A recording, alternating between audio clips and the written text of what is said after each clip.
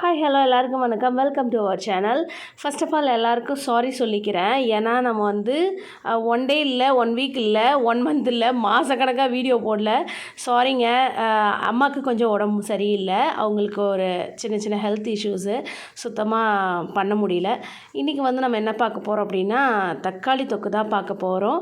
இது என்னோடய ஃப்ரெண்ட்ஸோட ஃபேவரெட் ரெசிபி. என் ஃப்ரெண்ட்ஸ் வந்து ஹாஸ்டல் படிக்கும்போது நாங்கள் அடிக்கடி இதை செஞ்சு கொண்டுட்டு போய் சாப்பிடுவோம்.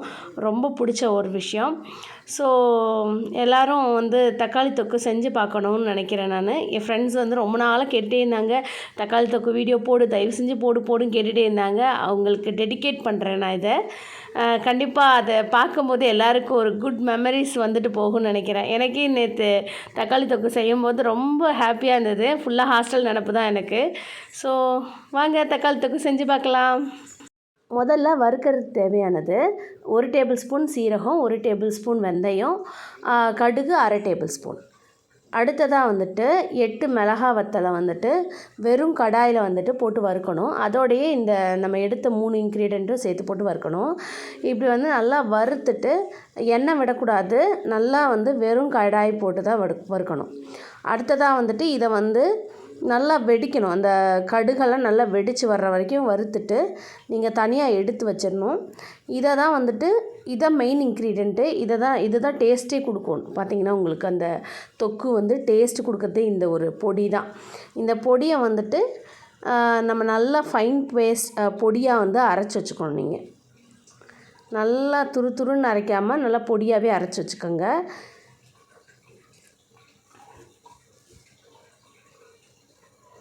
இப்போ அரைச்சாச்சு. இப்போ பாருங்கள், இந்த மாதிரி தான் இருக்குது. இன்னும் கொஞ்சமே பொடியாக அரைக்கணும். அரைச்சி வச்சுக்கோங்க. அடுத்ததாக வந்துட்டு தக்காளி வந்து நல்லா சுடு தண்ணியில் போட்டு அப்படியே இறக்கி அதை வந்து தோலை மட்டும் உரிச்சிட்டு நல்லா அரைச்சி வச்சுக்கணும். இப்போ நாங்கள் 1.5 கிலோ தக்காளி போட்டிருக்கோம். அடுத்து கடாய் வச்சு 200 ml எண்ணெய் ஊற்றிட்டு அது கூட 1 டீஸ்பூன் கடுகு போடணும். அது நல்லா வெடித்து வரும்போது பெருங்காயம் 1 டீஸ்பூன், அது நல்லா பொரிஞ்சதும் மஞ்சத்தூள் 1 டீஸ்பூன். அதுக்கப்புறம் நம்ம அரைச்சி வச்ச பொடி இருக்கு இல்லையா, அதில் கொஞ்சமாக எடுத்து போடணும். 1 டேபிள் ஸ்பூன் போடலாம். அடுத்து அந்த பொடியெல்லாம் நல்லா பொரிஞ்சதுக்கப்புறம் நம்ம அரைச்சி வச்சுருக்க தக்காளி வந்துட்டு பேஸ்ட்டை வந்துட்டு அப்படியே அதில் ஊற்றணும். ஊற்றி நல்லா பார்த்திங்கன்னா தெரியும், இப்போயே எண்ணெய் வந்து மேலே கூடி மிதக்க ஆரம்பிச்சிருச்சு. இப்போ இந்த எண்ணெயிலே நல்லா கொதித்து வேகணும். இந்த தக்காளியெல்லாம் நல்லா வெந்து பார்த்திங்கன்னா கலர் நல்லா சேஞ்ச் ஆகும். அப்படியே ஒரு மாதிரி ரெட்டிஷாக ஆகும். அடுத்ததாக வந்துட்டு தேவையான அளவு உப்பு போட்டுக்கோங்க. அம்மா வந்து கல் உப்பு போடுறாங்க.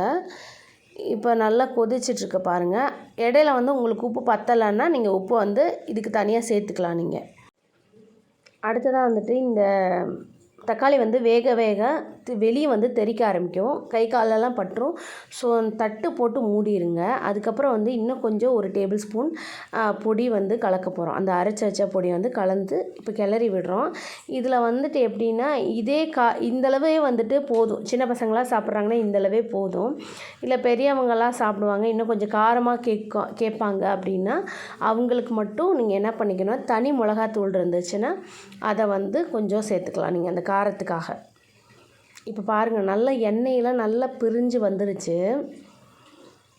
இந்த எண்ணெய் எவ்வளோக்கு எவ்வளோ வெளியே வந்து பிரிஞ்சு வருதோ அவ்வளோக்கு எவ்வளோ உங்களுக்கு ரொம்ப நாள் வந்து கெட்டு போகாமல் இருக்கும். அதே நேரத்தில் டேஸ்ட்டும் நல்லா கூடுதலாக இருக்கும். உங்களுக்கு அந்த தக்காளி வந்து சுருக வந்துட்டு நல்ல டேஸ்ட் வந்து கூடுதலாக இருக்கும். அப்புறம் வந்து லாஸ்ட்டாக வந்துட்டு நம்ம இறக்க போகிறோம். இப்போ வந்து இந்த இடத்துல என்ன பண்ணோம், ஒரு லெமனை வந்து என்ன பண்ணணுன்னா பிழிஞ்சு விடணும். இது கூட இப்படி பிழிஞ்சு விடுறது மூலயமா அது கெட்டு போகாமல் வந்து பார்த்துக்கோ. வினிகருக்கு பதிலாக இதை சேர்த்துக்கலாம் நம்ம நேச்சராக. இப்போ வினிகர்னால் ஒரு சிலருக்கு ஒத்துக்காது. அதனால் நம்ம லெமன் வந்து ஒரு லெமன் ஃபுல்லாகவே பிழிஞ்சு விட்டுறோம். பிழிஞ்சு விட்டு லைட்டாக அந்த லெமனில் இருக்க வாட்ரு வந்து குறையணும் இல்லையா, ஸோ அதுக்கு கொஞ்சம் இன்னும் நல்லா வதக்கி விட்டு இன்னும் கொஞ்சம் நேரம் வச்சுட்டு அப்படியே ஒரு 2 நிமிஷம் மட்டும் வச்சு வதக்கி விட்டுட்டு அப்படியே குறைச்சிடலாம். இப்போ வந்து நம்மளுக்கு தேவையான தக்காளி தொக்கு ரெடி ஆயிடுச்சு. இப்போ அடுப்புலேருந்து இறக்கியாச்சு. இதை வந்து நீங்கள் வந்து என்ன பண்ணக்கூடாதுன்னா தண்ணி படாமல் பார்த்துக்கணும். அதே நேரத்தில் வந்துட்டு ஈரக்கரண்டியால் எடுக்கிறதோ இல்லை பிளாஸ்டிக் கரண்டி யூஸ் பண்ணக்கூடாது. அண்டு பிளாஸ்டிக் பாக்ஸில் வந்துட்டு இதை வந்து அடைச்சி வைக்கக்கூடாது. நீங்கள் கண்ணாடி பாட்டில் இல்லாட்டி ஜாடியில் வந்து போட்டு வச்சுக்கலாம். இது தண்ணி படாமல் பார்த்துக்கிட்டிங்கன்னா ஒரு 15 டேஸ் இல்லைன்னு 10 டேஸ் 10-15 நாள் வரைக்கும் அப்படியே இருக்கும். ஏன்னா நம்ம அது லெமன் தான் சேர்த்துருக்கோம், வினிகர் சேர்க்கலை. ஸோ எல்லாருக்கும் இந்த ரெசிபி பிடிச்சிருந்துச்சுன்னா லைக் பண்ணுங்கள், ஷேர் பண்ணுங்கள், சப்ஸ்கிரைப் பண்ணுங்கள், உங்கள் ஃப்ரெண்ட்ஸ் அண்ட் ஃபேமிலிக்கு ஷேர் பண்ணுங்கள். Okay, thank you.